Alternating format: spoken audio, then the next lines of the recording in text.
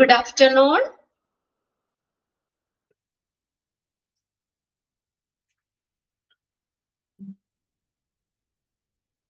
Okay.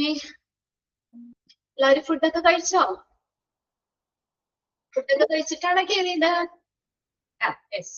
Okay, ഫുഡൊക്കെ കഴിഞ്ഞല്ലേ? നമ്മളപ്പോ സെക്കൻഡ് മൊഡ്യൂളില് ബ്ലഡ് ബാങ്ക് എന്ന് പറഞ്ഞ ചാപ്റ്റർ ആയിരുന്നു നമ്മൾ നോക്കിക്കൊണ്ടിരുന്നത് അല്ലേ? അപ്പൊ അതിന്റെ ഒരു ഏകദേശം ഓൾമോസ്റ്റ് നമ്മളൊരു ലാസ്റ്റ് സെക്ഷനിലേക്ക് എത്തി നിൽക്കുകയാണ്. നമ്മൾ what is mean by blood transfusion ആ ഒരു പാരഗ്രാഫ് നമ്മൾ ഇന്നലെ ക്ലാസ്സിൽ തീർക്കാൻ കഴിഞ്ഞല്ലേ? രണ്ട് ഇതും കഴിഞ്ഞായിരുന്നു അല്ലെ? 2 പാരഗ്രാഫും കഴിഞ്ഞില്ലേ? അല്ലെ? ഇനി നെക്സ്റ്റ് നമ്മള് നോട്ട് എന്നുള്ളത് അത് മുതലല്ലേ നോക്കേണ്ടത്? What is mean by blood transfusion ആ പോയിന്റ് നമ്മൾ പറഞ്ഞു. നെക്സ്റ്റ് നമ്മൾ പാരഗ്രാഫില് blood bank services act as a universal point in the point as they collect test and store all type of blood. Collect ചെയ്യുന്നു, ടെസ്റ്റ് ചെയ്യുന്നു, എല്ലാ തരത്തിലുള്ള ബ്ലഡുകളും ശേഖരിക്കുന്നു. പിന്നെ അതിനകത്ത് എന്താ നമ്മൾ പറഞ്ഞത്? ഇൻഫെക്ഷന്റെ ഒരു സാധ്യതയൊന്നും ഇല്ല എന്നുള്ളത് വളരെ ശ്രദ്ധിച്ച് അവർ സ്ക്രീനിങ് നടത്തുന്നു. പിന്നെ സ്ക്രീനിങ് ഓഫ് ഇൻഫെക്ഷന് പുറമെ നമ്മൾ ഏത് ടൈപ്പ് ബ്ലഡ് ആണ്, ബ്ലഡ് ഗ്രൂപ്പുകൾ നമ്മൾ നോക്കും. A-B-O ആണോ? പിന്നെ അടുത്തതാണ് അത് പോസിറ്റീവ് ആണോ നെഗറ്റീവ് ആണോ എന്നുള്ളത് കൂടി നോക്കും. Compatibility testing is done to find out a particular unit of blood can be transferred safely to certain patient. അനുയോജ്യമായിട്ടുള്ള ടെസ്റ്റുകളൊക്കെ നടത്തി ഓക്കെ ആയതിനു ശേഷം മാത്രമാണ് പേഷ്യൻസിലേക്ക് ബ്ലഡ് ട്രാൻസ്ഫ്യൂസ് ചെയ്യുള്ളൂ. ഓക്കെ, അത്രയും നമ്മൾ കഴിഞ്ഞ ക്ലാസ്സിൽ കഴിഞ്ഞതല്ലേ? ഇനി നെക്സ്റ്റ് നോക്കിയേ. യെസ്, ഇനി അടുത്ത് നോക്കിയേ. നോട്ട് ഒരു കുഞ്ഞു കാര്യമാണ് അവിടെ കൊടുത്തേക്കുന്നത്. If your blood type is O negative. ഒന്ന് ശ്രദ്ധിച്ചേ, നമ്മൾ ബ്ലഡ് ഗ്രൂപ്പ് പറഞ്ഞു. ഓയിന് എന്തെന്നാ പറഞ്ഞത്? O ബ്ലഡ് ഗ്രൂപ്പ് O എന്ന് പറയുന്ന ഡോണർ, യൂണിവേഴ്സൽ ഡോണേഴ്സ് ആണെന്ന് പറഞ്ഞു അല്ലെ? O ഗ്രൂപ്പ് എന്ന് പറഞ്ഞാൽ യൂണിവേഴ്സൽ ഡോണർ ആണ്. O ബ്ലഡ് ഗ്രൂപ്പ് O എന്ന് പറയുന്നത്. എന്നാൽ ഓയില് 2 എണ്ണം ഉണ്ടല്ലോ. O പോസിറ്റീവ് ഉണ്ട്, O നെഗറ്റീവ് ഉണ്ട്. അതില് O നെഗറ്റീവിനെയാണ് അവിടെ ഒന്ന് ശ്രദ്ധിക്കാം. വിച്ച് ബ്ലഡ് ടൈപ്പ്, ഏത് ബ്ലഡ് ടൈപ്പ് ആണ്, അങ്ങനെ തന്നെ എക്സാമിന് ചോദിക്കാം. അവിടെ ഗ്രൂപ്പ് അല്ല നമ്മൾ പറയുന്നത്. Which blood type is known as universal donor. അപ്പൊ എന്ത് എഴുതണം? O negative. O നെഗറ്റീവ് എന്ന് തന്നെ എഴുതണം. വെറുതെ O എന്ന് എഴുതിയ പോരാ. ഏതാണ് യൂണിവേഴ്സൽ ഡോണർ എന്നറിയപ്പെടുന്ന ബ്ലഡ് ടൈപ്പ് ഏതാണ്? O നെഗറ്റീവ് ആണ്. O എന്ന് പറഞ്ഞാൽ യൂണിവേഴ്സൽ ഡോണർ. നമ്മൾ ബ്ലഡ് ഗ്രൂപ്പ് ചോദിക്കുമ്പോൾ which blood group is known as universal donor അങ്ങനെ ചോദിക്കുമ്പോൾ നമ്മൾ എന്ത് എഴുതണം? ഗ്രൂപ്പ് ഏതാണ് എഴുതണം. ഇനി നമ്മളോട് അവിടെ question which blood type is known as universal donor എന്ന് പറഞ്ഞ് എന്തെന്ന് എഴുതാം? O നെഗറ്റീവ് എന്ന് തന്നെ എഴുതണം. Okay, who can transfer your blood to almost everyone. O negative blood ഗ്രൂപ്പുകാർക്ക് എല്ലാവർക്കും ബ്ലഡ് എന്ത് ചെയ്യാൻ പറ്റും? ഡൊണേറ്റ് ചെയ്യാൻ പറ്റും. അതുകൊണ്ട് അവരെ എന്തെന്ന് പറയുന്നു? യൂണിവേഴ്സൽ ഡോണർ എന്ന് പറയുന്നു. And if your blood type is AB positive. ഇനി നമ്മുടെ ബ്ലഡ് ടൈപ്പ് AB പോസിറ്റീവ് ആണെങ്കിൽ, AB-നെ നമ്മൾ യൂണിവേഴ്സൽ റെസിപ്പിയന്റ് എന്ന് പറഞ്ഞു. അതില് AB പോസിറ്റീവ് ആണെങ്കിൽ you can act as a universal recipient. AB positive which blood type is known as universal recipient എന്ന് പറയുമ്പോൾ ഇതെന്ന് തന്നെ നമ്മൾ എഴുതണം. AB പോസിറ്റീവ് എന്ന് എഴുതുക. ആ 2 സെന്റൻസും ഒന്ന് അണ്ടർലൈൻ ചെയ്ത് വെക്കുക. However, എക്സാമിന് ചോദിക്കാറുണ്ട് കേട്ടോ, അത് ഇമ്പോർട്ടന്റ് ആണ്. However, any mismatch between the blood type. ഇനി ബ്ലഡില് നമ്മൾ എന്തെങ്കിലും മിസ്മാച്ച് പറ്റുവാണെങ്കിൽ can prove fatal causing ബ്രാക്കറ്റിൽ കൊടുത്തേണ്ട കോസിംഗ് ഡെത്ത്. എന്തിന് കാരണമാകാം? മരണം വരെ സംഭവിക്കാൻ കാരണമാകാം. So blood test must be done carefully. അതുകൊണ്ട് എന്ത് ചെയ്യണം? ബ്ലഡ് ടെസ്റ്റ് വളരെ ശ്രദ്ധിച്ച് തന്നെ ചെയ്യണം. ബ്ലഡ് ടെസ്റ്റുകൾ നടത്തി നമുക്ക് അനുയോജ്യമായിട്ടുള്ള ഗ്രൂപ്പിന് മാത്രമേ ബ്ലഡ് ഡൊണേറ്റ് ചെയ്യാൻ പറ്റുള്ളൂ. അനുയോജ്യമായ ഗ്രൂപ്പിൽ നിന്ന് മാത്രമേ ബ്ലഡ് റിസീവ് ചെയ്യാനും പറ്റുള്ളൂ. അല്ലെങ്കിലോ നമുക്കത് മരണം വരെ സംഭവിക്കാൻ പറ്റുന്ന ഒരു കാര്യമാണ്. എന്തെങ്കിലും മിസ്മാച്ച് പറ്റുവാണെങ്കിൽ നമുക്ക് അനുയോജ്യമല്ലാത്ത ബ്ലഡ് നമ്മൾ സ്വീകരിക്കുകയൊക്കെ ചെയ്യുവാണെങ്കിൽ നമുക്ക് അവിടെ മരണം വരെ സംഭവിക്കാം. നിങ്ങൾ ആ ടെക്സ്റ്റ് തന്നെ ജസ്റ്റ് ഒന്ന് നോട്ട് ചെയ്ത് വെച്ചോ. എന്തുകൊണ്ടാണ് നമ്മൾ ഓ നെഗറ്റീവിനെ യൂണിവേഴ്സൽ നോൺ എന്ന് പറയുന്നത്? ഒന്ന് ശ്രദ്ധിക്കുക കേട്ടോ, ഒരു മിനിറ്റ് ഒന്ന് ശ്രദ്ധിക്കുക, ഒന്ന് നോട്ട് ചെയ്ത് വെച്ചേക്കുക. RH പോസിറ്റീവ് ബ്ലഡിന് RH positive blood can receive positive and negative. Positive ബ്ലഡിന് RH പോസിറ്റീവ് ബ്ലഡിന് പോസിറ്റീവ് ബ്ലഡും നെഗറ്റീവ് ബ്ലഡും റിസീവ് ചെയ്യാൻ പറ്റും. ഒന്ന് എഴുതി വെക്കാം. റിസീവ് ചെയ്യുന്നതാണ് കേട്ടോ, സ്വീകരിക്കാൻ പറ്റും. ഒന്ന് നോക്കാം. RH പോസിറ്റീവ് ആണെങ്കിൽ പോസിറ്റീവ് ബ്ലഡിന് നമുക്ക് blood can receive positive and negative. ഒന്ന് ശ്രദ്ധിച്ചേനി, നമ്മള് യൂണിവേഴ്സൽ റെസിപ്പിയന്റ് ഏത് ഗ്രൂപ്പാ പറഞ്ഞത്? യൂണിവേഴ്സൽ റെസിപ്പിയന്റ് ഏത് ഗ്രൂപ്പാ നമ്മൾ പറഞ്ഞത്? ഏതാണ്? AB ഗ്രൂപ്പ് അല്ലേ പറഞ്ഞത്, യൂണിവേഴ്സൽ റെസിപ്പിയന്റ്. അപ്പോ അതില് AB ഗ്രൂപ്പിന് AB പോസിറ്റീവിന് മാത്രമേ ഏത് രണ്ട് ഗ്രൂപ്പുകാർക്കിടയിൽ റിസീവ് ചെയ്യാൻ, പോസിറ്റീവിന്റെ നെഗറ്റീവിന്റെ റിസീവ് ചെയ്യാൻ പറ്റുള്ളൂ. അപ്പൊ ഒന്ന് നോക്കിയേ, AB പോസിറ്റീവുകാർക്ക് ഏതൊക്കെ ബ്ലഡ് ഗ്രൂപ്പുകാർക്കിടെ റിസീവ് ചെയ്യാൻ പറ്റും? ഏതൊക്കെ ബ്ലഡിൽ നിന്ന് റിസീവ് ചെയ്യാൻ പറ്റും? A പോസിറ്റീവിൽ നിന്ന്, A നെഗറ്റീവിൽ നിന്ന്, B പോസിറ്റീവിൽ നിന്ന്, B negative, O positive, O negative, AB positive, AB negative. മനസ്സിലായോ? അതായത് പോസിറ്റീവ് ഗ്രൂപ്പിന് RH പോസിറ്റീവും RH നെഗറ്റീവും ഉണ്ടല്ലോ, അതില് RH പോസിറ്റീവിന് can receive positive and negative blood. അതൊന്ന് എഴുതി വെക്കണം അവിടെ. Okay, RH positive can receive positive and negative blood. Blood group positive ഗ്രൂപ്പിൽ നിന്നും നെഗറ്റീവ് ഗ്രൂപ്പിൽ നിന്നും റിസീവ് ചെയ്യാൻ പറ്റും. ആർക്ക് മാത്രം? RH പോസിറ്റീവിന്. അപ്പൊ നോക്കിയേ, AB പോസിറ്റീവിന് ഏതിൽ നിന്നൊക്കെ റിസീവ് ചെയ്യാം? AB പോസിറ്റീവിന് ഒന്ന് എഴുതി നോക്കിയേ. AB പോസിറ്റീവിൽ നിന്ന് ആരൊക്കെ റിസീവ് ചെയ്യാം? ആർക്ക്? പോസിറ്റീവ് ബ്ലഡിൽ നിന്നും പോസിറ്റീവും നെഗറ്റീവിൽ നിന്നും റിസീവ് ചെയ്യാം അല്ലെ? അപ്പൊ ഏതൊക്കെയാ AB കാർക്ക് ഏതിൽ നിന്നൊക്കെ റിസീവ് ചെയ്യാം? A positive, A negative, B positive, B negative, O positive, O negative, AB positive, AB negative. കണ്ടോ? അപ്പൊ എല്ലാ ഗ്രൂപ്പിൽ നിന്നും എല്ലാ ഗ്രൂപ്പുകാർക്കിടെയും ബ്ലഡ് റിസീവ് ചെയ്യാൻ പറ്റുന്ന ബ്ലഡ് ടൈപ്പ് ഏതാ? AB positive. ക്ലിയർ ആയോ? AB positive. ഇനി ഇവിടെ താഴെ ഒന്ന് നോട്ട് ചെയ്തേ, RH negative can receive only negative blood. RH negative blood can receive only negative blood.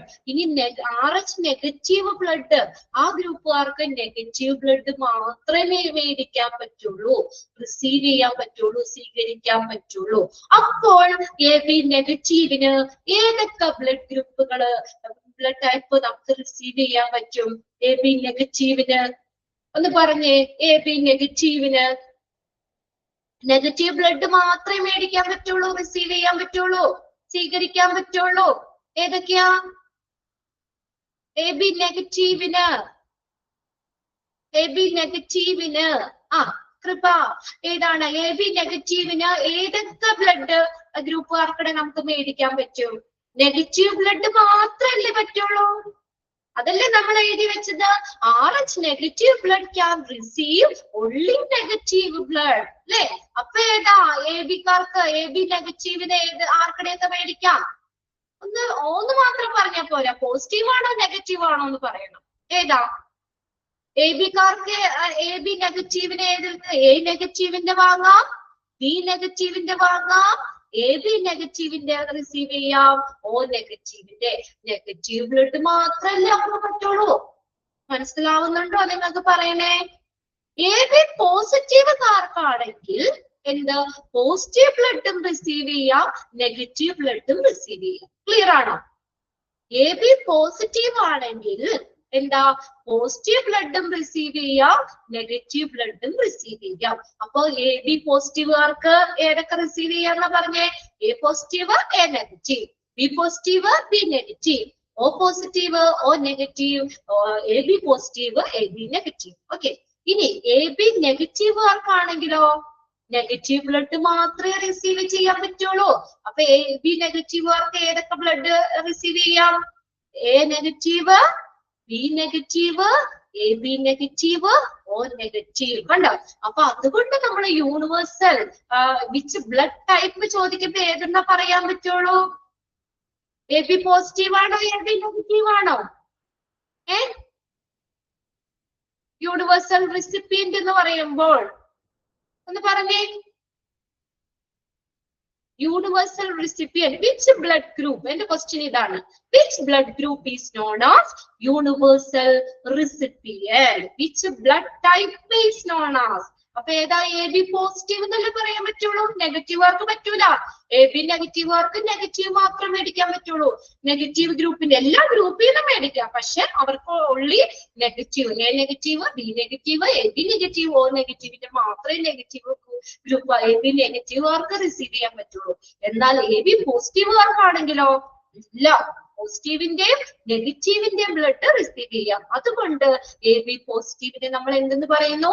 Universal recipient. ഇനി അടുത്ത് നോക്കിയേ, RH പോസിറ്റീവ്. ഇനി പോസിറ്റീവ് ആണ് കേട്ടോ. RH positive can give positive ഉള്ളി. അങ്ങനെയൊന്ന് എഴുതി വെച്ചവിടെ. RH positive can give. RH പോസിറ്റീവുകാർക്ക് പോസിറ്റീവിന് മാത്രമേ കൊടുക്കാൻ പറ്റുള്ളൂ. Give only positive. RH positive can give only positive.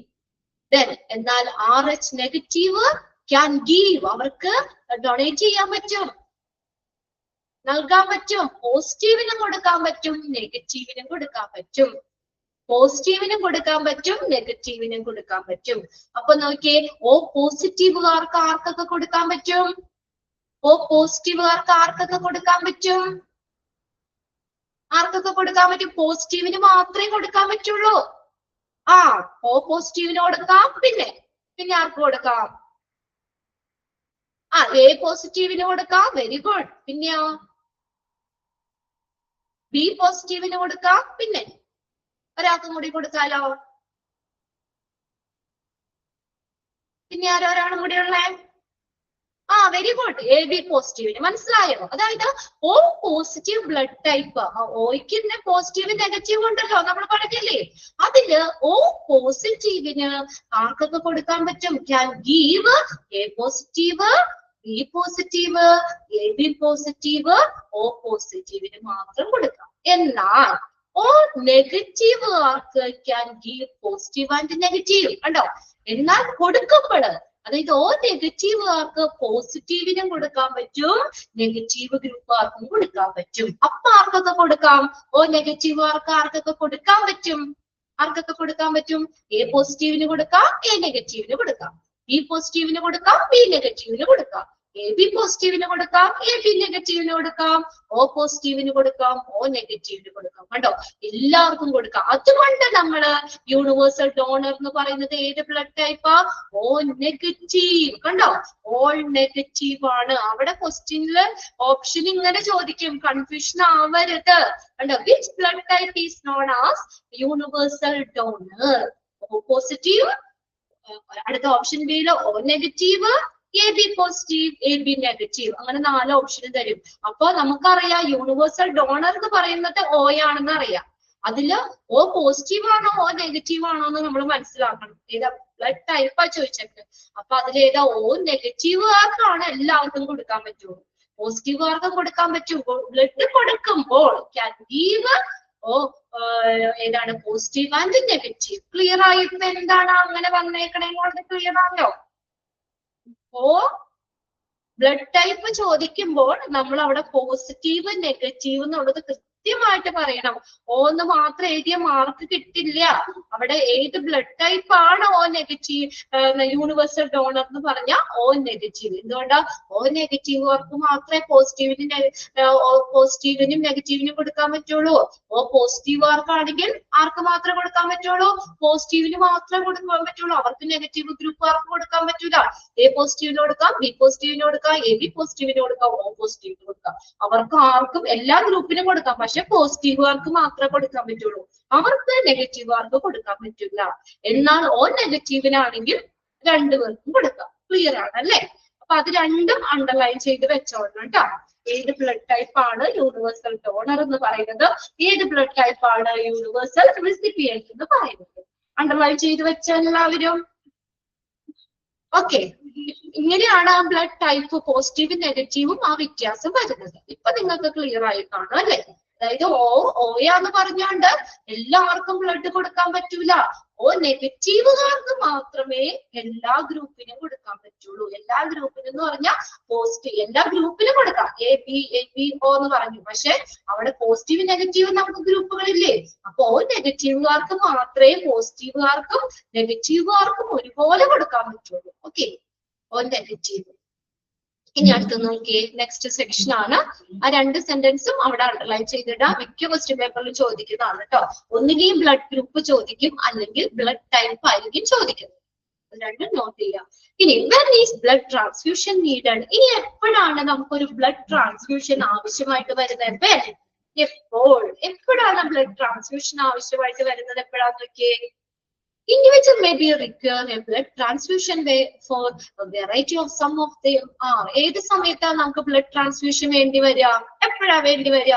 നമുക്ക് വെറുതെ ഇരിക്കുമ്പോ ബ്ലഡ് ട്രാൻസ്ഫ്യൂഷൻ ചെയ്യാം അങ്ങനെ വരുമോ? ഏത് സമയത്തൊക്കെ നമുക്ക് ബ്ലഡ് ട്രാൻസ്ഫ്യൂഷൻ വേണ്ടി വരാം?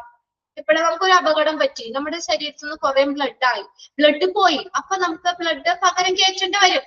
നമ്മൾ പറഞ്ഞില്ലേ ആവറേജ് എത്ര ലിറ്റർ ഉണ്ടെന്നാ പറഞ്ഞ 5 liters ഓഫ് ബ്ലഡ് എന്നല്ല പറഞ്ഞ ആവറേജ് പേഴ്സണില് 5 ലിറ്റർ എപ്പോഴും വേണം നമുക്ക്. അപ്പൊ ഒരു ആക്സിഡന്റ് പറ്റി നമ്മുടെ ശരീരത്തിൽ 2 ലിറ്റർ പോയി, 3 ലിറ്റർ ഉള്ളു, ബാക്കി 2 ലിറ്റർ അവിടെ ട്രാൻസ്ഫ്യൂസ് ചെയ്യണ്ടേ?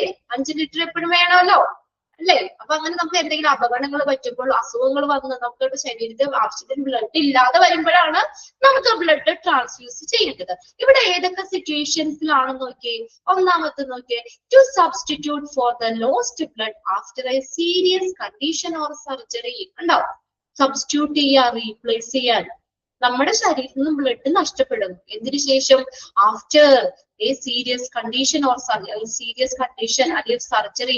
അതിനുശേഷം നമ്മുടെ ശരീരത്തിൽ നിന്ന് കുറെ ബ്ലഡ് നഷ്ടപ്പെട്ടു പോയാൽ അതിന് പകരം നമുക്ക് ബ്ലഡ് റീപ്ലേസ് ചെയ്യേണ്ടി വരും.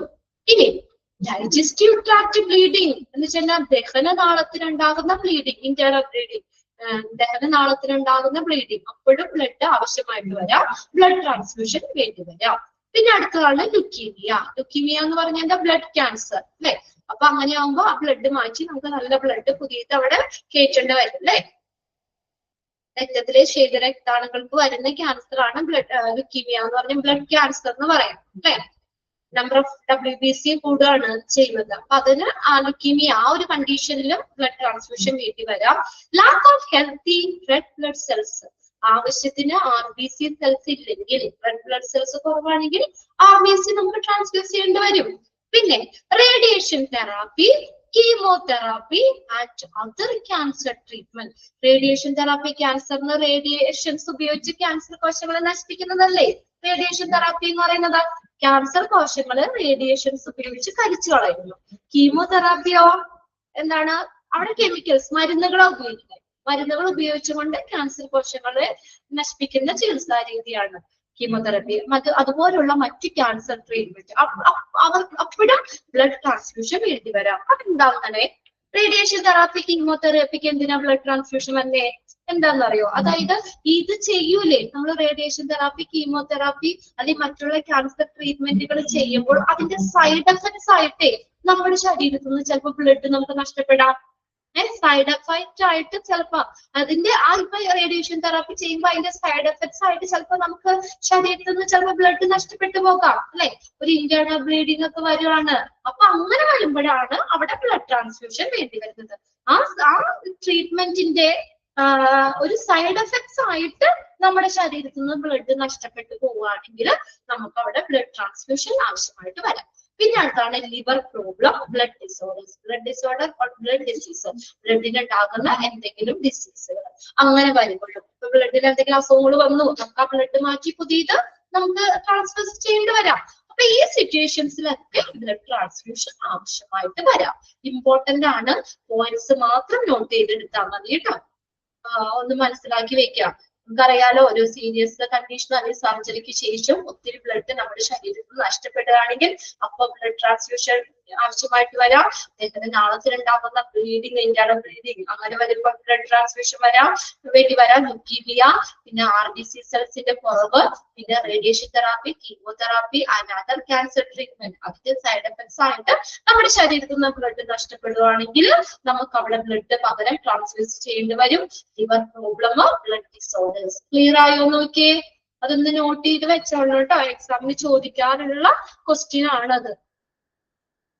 ഓക്കെ, ഇനി അടുത്തത് എന്താണ്? Job responsibilities of A blood bank manager. ഒരു ബ്ലഡ് ബാങ്ക് മാനേജറിന്റെ ജോബ് റെസ്പോൺസിബിലിറ്റി, എന്തൊക്കെ കാര്യങ്ങളാണ് അദ്ദേഹം ചെയ്യേണ്ടത്? ഇവിടെ നമുക്ക് ഈ പോയിന്റ്സ് ഇല്ലേ, അത് നിങ്ങളൊന്ന് ഷോർട്ട് ചെയ്ത് നോട്ട് ചെയ്ത് വെക്കണം. അതായത് നമുക്കിവിടെ which of the following is included in the responsibility of A blood bank manager. ഓരോ ചാപ്റ്റേഴ്സ് പഠിക്കുമ്പോൾ അതിന്റെ ലാസ്റ്റ് സെക്ഷനിൽ മിക്കവാറും റെസ്പോൺസിബിലിറ്റീസ് പഠിക്കാനുണ്ട്. അതാരും ബൈഹാർട്ട് ചെയ്യണ്ട. ആ പോയിന്റ് ഫുള്ളും ഇരുന്ന് ബൈഹാർട്ട് ചെയ്ത് പഠിക്കണ്ട. നമുക്ക് ഓപ്ഷൻ ഉണ്ടല്ലോ, 4 ഓപ്ഷൻ അവിടെ ഉണ്ട്. അപ്പൊ അത് നിങ്ങൾ ആ ഓപ്ഷൻസ് വായിച്ചിട്ട് അതിൽ ഇൻക്ലൂഡ് ചെയ്യുന്നതല്ലയോ എന്ന് മനസ്സിലാക്കി വെക്കാം. എല്ലാ പോയിന്റ്സും സിമ്പിൾ ആയിട്ടുള്ളതാണ്, നമുക്ക് നോക്കാം. ഒന്നാമത് നോക്കിയേ, A blood bank manager act as A head of the entire blood bank. മൊത്തത്തിലുള്ള ബ്ലഡ് ബാങ്കിന്റെ ഹെഡ് ആയിട്ട് ആക്ട് ചെയ്യുന്ന ആളാണ് ആര്? Bank manager. ആ പോയിന്റ് ഒന്ന് നോട്ട് ചെയ്യണം. എന്താന്ന് വെച്ചാല് അവിടെ ഒരു പ്രാവശ്യം ക്വസ്റ്റ്യൻ പേപ്പറിൽ ചോദിച്ചിട്ടുണ്ട്, who act as A head of the entire blood bank. അപ്പൊ നമ്മൾ ആൻസർ ആരെന്ന് എഴുതും? Blood bank manager. ഒന്നാമത്തെ മൊത്തത്തിലെ ബ്ലഡ് ബാങ്കിന്റെ ഹെഡ് ആയിട്ട് ആക്ട് ചെയ്യുക. ഇനി അടുത്തത് നോക്കിയേ, രണ്ടാമത്തെ പോയിന്റ് എന്താ? He or she is at the helm of the daily operations in the blood bank. At the helm എന്ന് പറഞ്ഞ ഇൻചാർജ്, അതായത് അവനോ അല്ലെങ്കിൽ അവളോ, ആണാകാം പെണ്ണാകാം അല്ലെ, ബ്ലഡ് ബാങ്ക് മാനേജർ. അപ്പൊ അവന് അല്ലെങ്കിൽ അവൾക്ക് ഉള്ളൊരു കാര്യം എന്താ? ബ്ലഡ് ബാങ്കിലെ എല്ലാ ഡെയിലി ഉള്ള പ്രവർത്തനങ്ങളുടെ incharge of the daily operations at the blood bank. എന്തൊക്കെയാണ് ഡെയിലി പ്രവർത്തനങ്ങൾ? എന്താ? ചെക്കിംഗ് എക്സ്പെൻസുകള്, അവിടെ ചെലവുകള് ചെക്ക് ചെയ്യുക, കണ്ടക്ടിങ് ഇൻസ്പെക്ഷൻ, പരിശോധനകളൊക്കെ നടത്തുക, working with third party services. Third party ആരാണ്? ഒരു തേർഡ് പാർട്ടി എന്ന് പറഞ്ഞ കമ്പനികളാകാം. തേർഡ് പാർട്ടി സർവീസസ്, അവരുമായിട്ട് വർക്ക് ചെയ്യുക, കമ്പനികളോ അങ്ങനെയുള്ളതൊക്കെ ആയിട്ട് വർക്ക് ചെയ്യുക. അപ്പൊ അതിനകത്ത് രണ്ടാമത്തെ പോയിന്റില് നിങ്ങൾ ഇത്ര മാത്രം അണ്ടർലൈൻ ചെയ്ത് വെക്കുക. എന്താ? in charge of he or she is at the helm of the daily operations at the blood bank. Blood ബാങ്കിൽ നടത്തുന്ന ദിവസേനയുള്ള പ്രവർത്തനങ്ങൾ, അതിന്റെ മേൽനോട്ടം. ഓക്കെ, അത്രയും മതി, ഫുൾ ആയിട്ടൊന്നും വേണ്ട കേട്ടോ. ബ്ലഡ് ബാങ്ക് എന്ന് വരെ ഒന്ന് നോട്ട് ചെയ്ത് വെച്ചോ. പിന്നെ അടുത്തത്, അപ്പൊ അത് തന്നിട്ടേ ആ ഒരു പോയിന്റ് തന്നാൽ നിങ്ങൾക്ക് 2 പോയിന്റിൽ നിന്നും ബ്ലഡ് ബാങ്ക് മാനേജറിന്റെ റെസ്പോൺസിബിലിറ്റി ആണോ എന്ന് ചോദിച്ചാൽ എഴുതാൻ പറ്റുമോ? നമുക്ക് നേരെ ബ്ലഡ് ബാങ്ക് കിടക്കണല്ലേ, വേറെ ആരുടെയും റെസ്പോൺസിബിലിറ്റി നമുക്ക് പഠിക്കാനില്ല. അവിടെ ബ്ലഡ് ബാങ്ക് മാനേജറിന്റെ റെസ്പോൺസിബിലിറ്റി ആണ് പഠിക്കാനുള്ളത്. ക്ലിയർ ആയോ?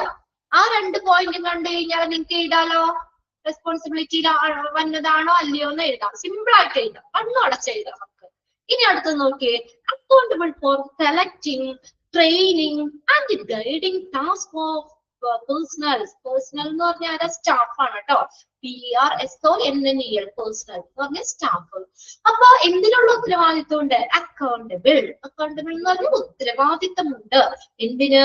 അക്കൗണ്ടബിൾ ഫോർ സെലക്ട് ചെയ്യാൻ, ട്രെയിനിങ് അവർക്ക് വേണ്ട പരിശീലനം കൊടുക്കാൻ, ഗൈഡിങ് അവർക്ക് വേണ്ട മേൽനോട്ടം കൊടുക്കാൻ. ആർക്ക്? ഓഫ് പേഴ്സണൽ സ്റ്റാഫിന് വേണ്ട, സ്റ്റാഫിനെ സെലക്ട് ചെയ്യാൻ, അവർക്ക് വേണ്ട പരിശീലനങ്ങൾ കൊടുക്കാൻ ഒക്കെയുള്ള ഉത്തരവാദിത്തം ആർക്കുണ്ട്? ഈ ബ്ലഡ് ബാങ്ക് മാനേജറിനുണ്ട്. അത്രയും നോക്കിയാൽ മതി കേട്ടോ.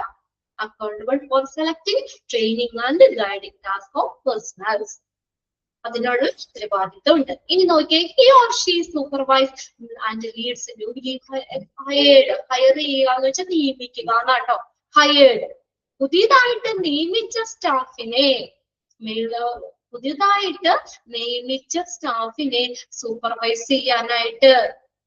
അവർക്ക് വേണ്ട മേൽനോട്ടം കൊടുക്കാനുള്ള എന്നിട്ട് ഒരു ഉത്തരവാദിത്വമുണ്ട്. ഹി ഓർ ഷീ സൂപ്പർവൈസ്, അവര് സൂപ്പർവൈസ് ചെയ്യണം. ആൻഡ് ലീഡ്, അവർക്ക് വേണ്ട നേതൃത്വം കൊടുക്കണം. ഹയർഡ് സ്റ്റാഫ് ഓൺ വർക്കിംഗ്, അവരുടെ ജോലിയില് അവർ പുതിയതായിട്ട് കയറിയവരാണ്, അപ്പൊ അവർക്ക് അധികം ഒന്നും അറിയണ്ടാവില്ല. അപ്പൊ അവർക്ക് വേണ്ടിയിട്ടുള്ള നേതൃത്വവും മേൽനോട്ടവും കൊടുക്കണം. Of the work they do and they implement different rules and regulations of the company. ചെയ്യണം, അത് ഇംപ്ലിമെന്റ് ചെയ്യുക എന്ന് വെച്ചാൽ നടപ്പിലാക്കുക. പല റൂൾസ് ആൻഡ് റെഗുലേഷൻ, ആ കമ്പനിയുടെ പല റൂൾസ് ആൻഡ് റെഗുലേഷൻസ് അവര് ഇംപ്ലിമെന്റ് ചെയ്യുകയും വേണം. ട്രെയിനിങ് ആർ ഗിവൺ, അവർക്ക് ട്രെയിനിങ് കാര്യങ്ങളൊക്കെ കൊടുക്കണം. അപ്പോ ഫസ്റ്റ് സെന്റൻസ് ആ പേഴ്സണൽ എന്ന് വരെ ഉള്ളതൊന്ന് അണ്ടർലൈൻ ചെയ്തിട്ട് കേട്ടോ. അപ്പൊ അതിൽ നിന്ന് തന്നെ നമുക്കത് മനസ്സിലാക്കാതെ പുതുതായിട്ട് നിയമിക്കുന്ന സ്റ്റാഫിന് വേണ്ട നേതൃത്വവും സൂപ്പർവിഷൻ മേൽനോട്ടം ഒക്കെ കൊടുക്കുക. അതുപോലെ തന്നെ കമ്പനിയിലെ ഡിഫറെന്റ് റൂൾസ് ആൻഡ് റെഗുലേഷൻസ് നടപ്പിലാക്കുകയും ചെയ്യുക. ഇനി അടുത്ത പോയിന്റ് നോക്കി, he also oversees and assess the gross performance of the staff. Gross performance എന്ന് വെച്ചാൽ ഓവറോൾ പെർഫോമൻസ് ആണ്, മൊത്തത്തിലുള്ള പ്രകടനം സ്റ്റാഫിന്റെ മൊത്തത്തിലുള്ള പെർഫോമൻസ്, അതിനുള്ള മേൽനോട്ടവും അതിനെ വിലയിരുത്തുകയും ചെയ്യുക.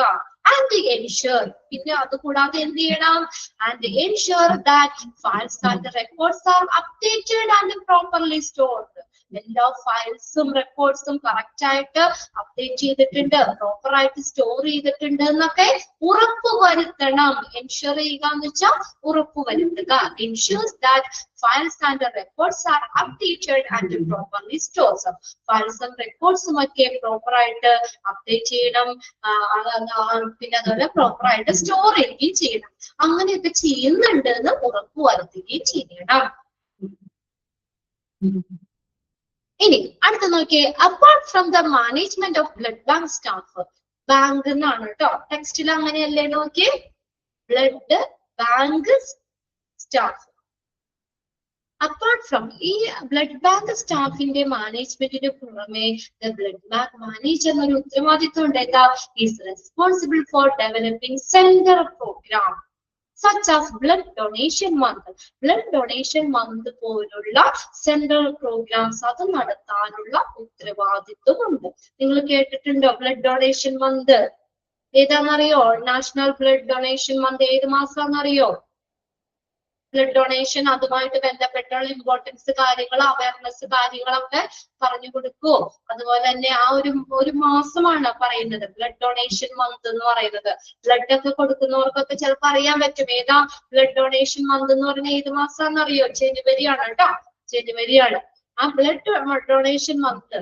അങ്ങനെയുള്ള പ്രോഗ്രാംസുകൾ ഡെവലപ്പ് ചെയ്യാനുള്ള ഉത്തരവാദിത്വം ഉണ്ട്. ഇപ്പൊ ഹോസ്പിറ്റലിലെ ബ്ലഡ് ഡൊണേഷൻ മന്ത് പോലുള്ള ആ സെൻട്രൽ പ്രോഗ്രാമുകൾ നടപ്പിലാക്കാനുള്ള ഉത്തരവാദിത്വം ആർക്കുണ്ട്?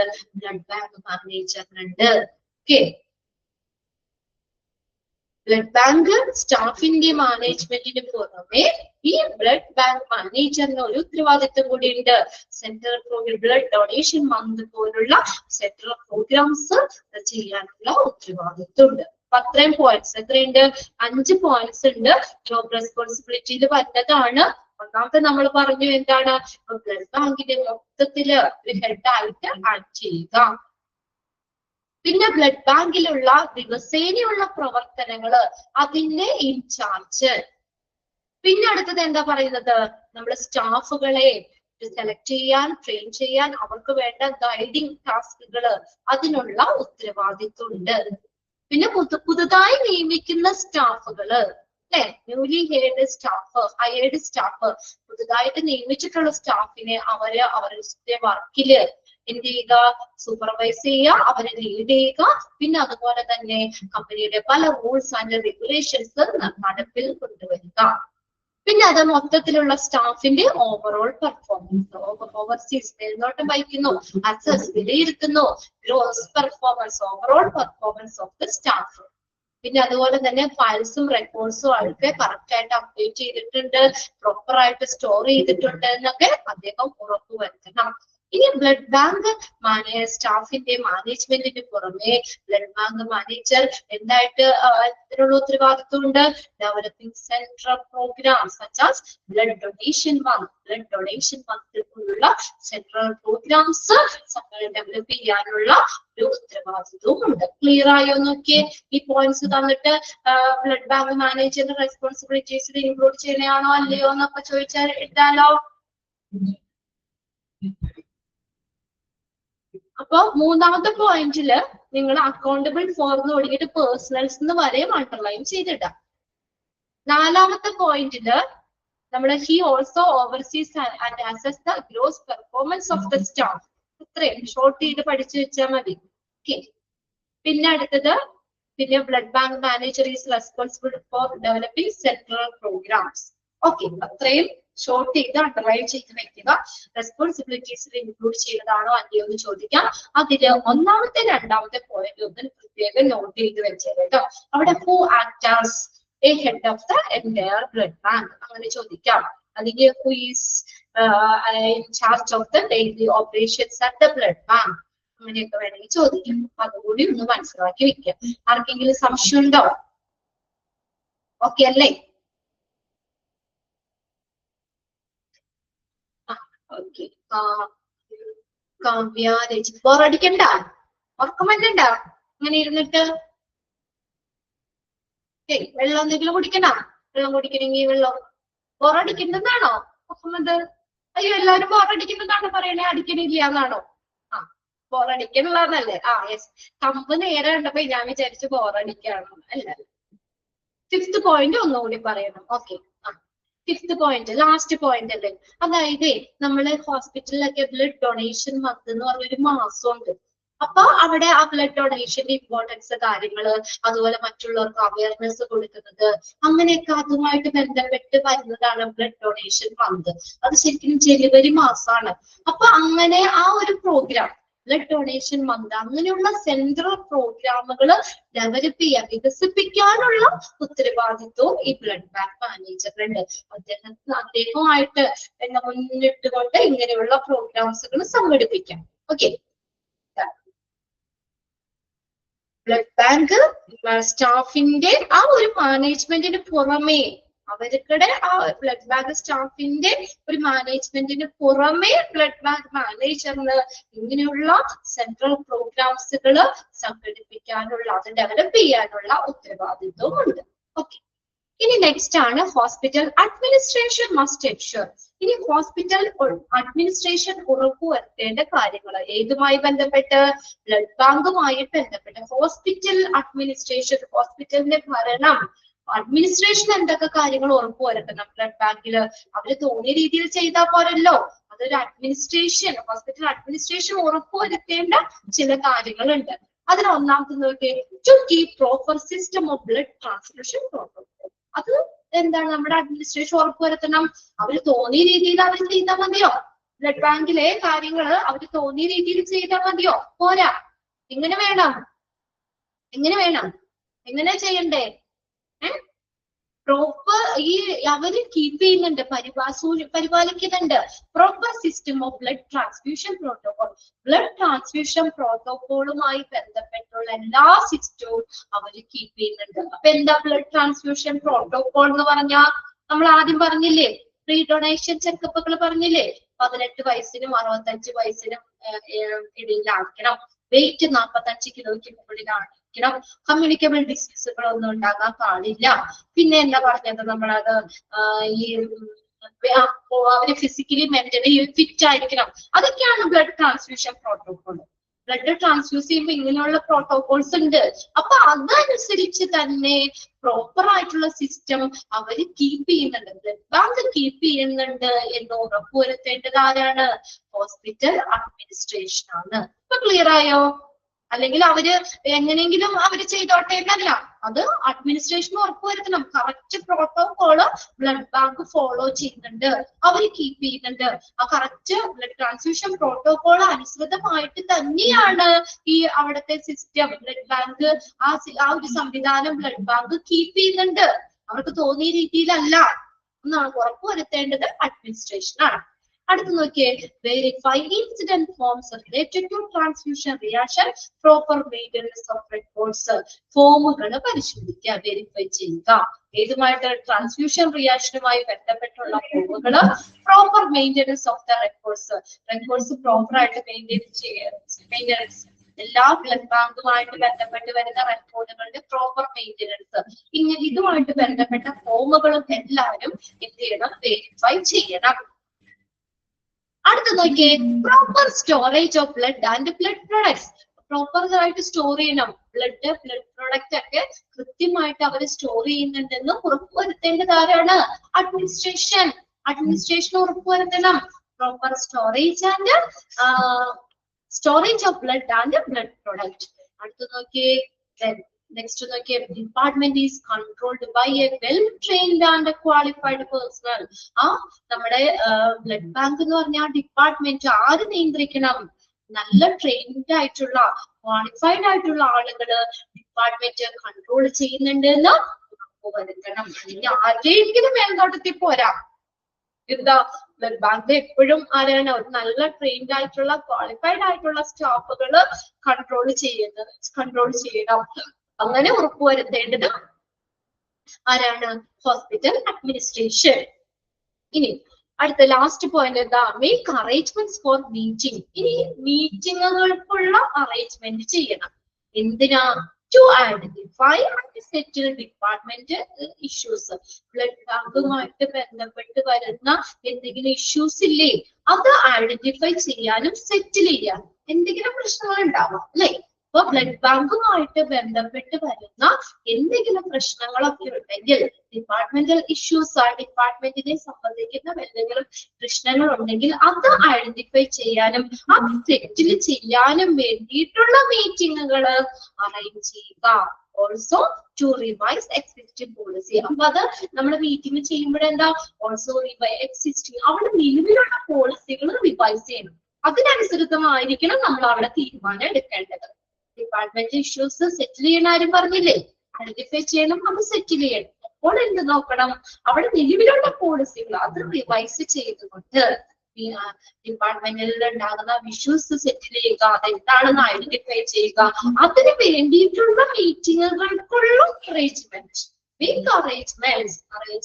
ചെയ്യണം. ക്ലിയർ ആണെന്ന് വായിച്ചു നോക്കിയേ.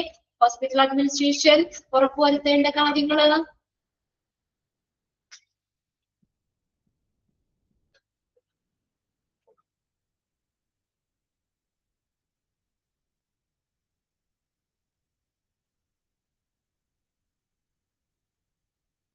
ആർക്കെങ്കിലും സംശയം ഉണ്ടെങ്കിൽ ഒന്ന് മെസ്സേജ് ചെയ്തിടുന്നു കേട്ടോ. ഏതെങ്കിലും പോയിന്റ് ഒന്നുകൂടി പറയണമെന്നുണ്ടെങ്കിലൊക്കെ കേട്ടോ. ഒന്നാമത്തെ പോയിന്റിൽ എന്താ പറഞ്ഞത്? നമ്മള് ബ്ലഡ് ട്രാൻസ്ഫ്യൂഷൻ പ്രോട്ടോകോളുമായിട്ട് ബന്ധപ്പെട്ടുള്ള എല്ലാ സിസ്റ്റവും, പ്രോപ്പർ ആയിട്ടുള്ള സിസ്റ്റം ആ ഹോസ്പിറ്റല് കീപ്പ് ചെയ്യുന്നുണ്ട് എന്ന് ഉറപ്പുവരുത്തണം. പിന്നെ ട്രാൻസ്ഫ്യൂഷൻ റിയാക്ഷനുമായി ബന്ധപ്പെട്ട് വരുന്ന ഫോമുകൾ പരിശോധിക്കണം. പിന്നെ റെക്കോർഡുകൾ, പ്രോപ്പർ മെയിൻ്റനൻസ് ഓഫ് റെക്കോർഡ്സ്, ആ ബ്ലഡ് ബാങ്കുമായിട്ട് ബന്ധപ്പെട്ട് വരുന്ന റെക്കോർഡുകൾ പ്രോപ്പർ ആയിട്ട് മെയിൻ്റെയിൻ ചെയ്യണം. പിന്നെ അടുത്ത ബ്ലഡ് പ്രൊഡക്ട്സ് സ്റ്റോർ ചെയ്യണം, പ്രോപ്പർ ആയിട്ട് സ്റ്റോർ ചെയ്യുന്നുണ്ട് എന്ന് ഉറപ്പുവരുത്തണം. പിന്നെ ഡിപ്പാർട്ട്മെന്റ് ആര് കൺട്രോൾ ചെയ്യണമെന്നാ പറഞ്ഞിരിക്കണേ? Well trained and qualified person. അവര് തന്നെയാണോ കൺട്രോൾ ചെയ്യേണ്ടതെന്ന് ഉറപ്പുവരുത്തണം. മനസ്സിലായോ? ഡിപ്പാർട്ട്മെന്റ് കൺട്രോൾ ചെയ്യുന്നത്, ചെയ്തിരിക്കുന്നത് വെൽ ട്രെയിൻഡ് ക്വാളിഫൈഡ് പേഴ്സൺസ് ആണോ എന്ന് ഉറപ്പുവരുത്തണം. പിന്നെ എന്താണ് നമ്മൾ പറഞ്ഞത്? ഡിപ്പാർട്ട്മെന്റിൽ ഉണ്ടാകുന്ന എന്തെങ്കിലും പ്രശ്നങ്ങൾ, ഇഷ്യൂസ്, അതിനെ ഐഡന്റിഫൈ ചെയ്യാനും അത് സെറ്റിൽ ചെയ്യാനും വേണ്ടിയിട്ടുള്ള മീറ്റിങ്ങുകൾക്കുള്ള അറേഞ്ച്മെന്റ്സ് ചെയ്യണം. ഓക്കെ, ക്ലിയർ ആയോ? ഓക്കെ ആണോ? യെസ്. അപ്പോ നമ്മുടെ ആ ചാപ്റ്റർ തീർന്നു കേട്ടോ. സെക്കൻഡ് മൊഡ്യൂളിലെ 4th ചാപ്റ്റർ ആയിരുന്നു നമ്മൾ തുടങ്ങിയത്. ബ്ലഡ് ബാങ്ക് എന്ന് പറഞ്ഞ ചാപ്റ്റർ ആയിരുന്നു. സിമ്പിൾ ചാപ്റ്റർ അല്ലേ? നമ്മളാണോ? യെസ്. കുട്ടികൾ നല്ല റെസ്പോൺസ് ആണ്, നല്ല മിടുക്കകളൊക്കെ ആയിട്ട് ഇരിക്കുന്നുണ്ട്. നിങ്ങളുടെ 5ാമത്തെ ചാപ്റ്റർ തീർന്നിട്ടുള്ളവരെ ഡിഫറെന്റ് ഡിപ്പാർട്ട്മെന്റ്സ് എന്നുള്ള ചാപ്റ്റർ കഴിഞ്ഞു. സോളി മിസ്സിന്റെ തീർത്ത മിസ് അത് യെസ് കഴിഞ്ഞു അല്ലേ? Okay okay. Out patient, inpatient ആണോ അടുത്തത് തുടങ്ങിയത്? ഇൻപേഷ്യന്റ് തുടങ്ങി അല്ലേ?